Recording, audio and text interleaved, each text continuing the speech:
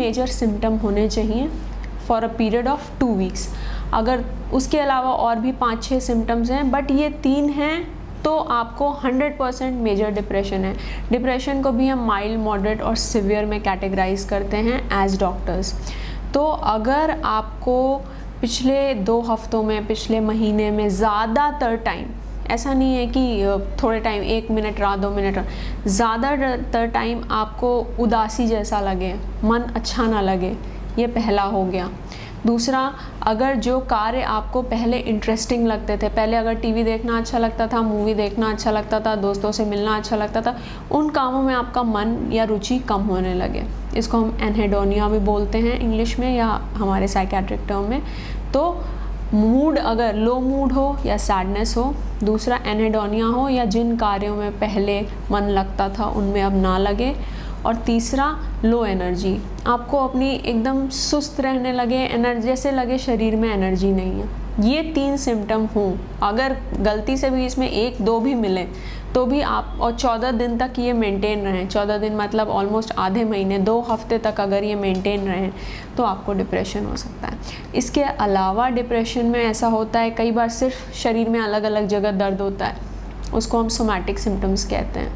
या नींद में बदलाव, सिंपल, किसी को बहुत कम नींद आती है, किसी को बहुत ज़्यादा नींद आने लगती है, उसको हाइपरसोम्निया या इंसोम्निया भी डिप्रेशन का सिम्टम है।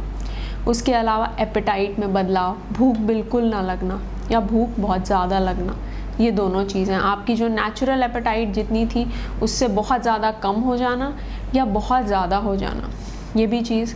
सेक्सुअल एनर्जी में डिफरेंस आ जाना, लॉस ऑफ लिबिडो होना, कंसंट्रेशन में डिफ़िकल्टी, आप स्टूडेंट हैं, आपसे कंसंट्रेट नहीं हो रहा है, आप पढ़ ही नहीं पा रहे हैं, आप अपने ऑफिस में जो काम करते हैं आप कर ही नहीं पा रहे हैं, दिमाग नहीं लग रहा है। ऑल दीज थिंग्स अगर आपको हो रही हैं तो पहला जो मेजर 3 सिम्टम है उसमें से अगर एक भी सिम्टम हो तो आपको एक डॉक्टर को कंसल्ट करना चाहिए फॉर 2 वीक्स अगर ये सिम्टम्स हो तो।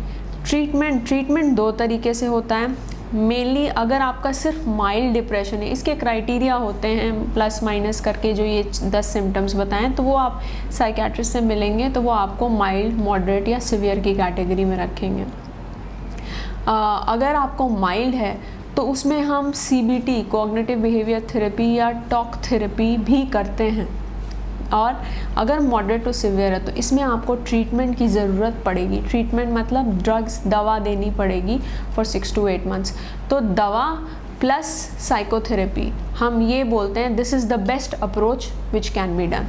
तो दवा भी आप लें, क्योंकि डिप्रेशन में ये होता है कि दिमाग में न्यूरोकेमिकल्स होते हैं, सेरोटोनिन वगैरह, वो घट जाते हैं, वो एकदम कम हो जाते हैं। जब वो इतने कम हो गए हैं तो जब तक आप दोगे नहीं ऐसी दवा की जो उनको बढ़ाए तो आपका डिप्रेशन नहीं जाएगा। It is pure plus minus का थिंग कि बढ़ेगा तो अपने आप खुश रहोगे। Serotonin is called the happy hormone, happy neurotransmitter, उससे आपको खुशी मिलती है।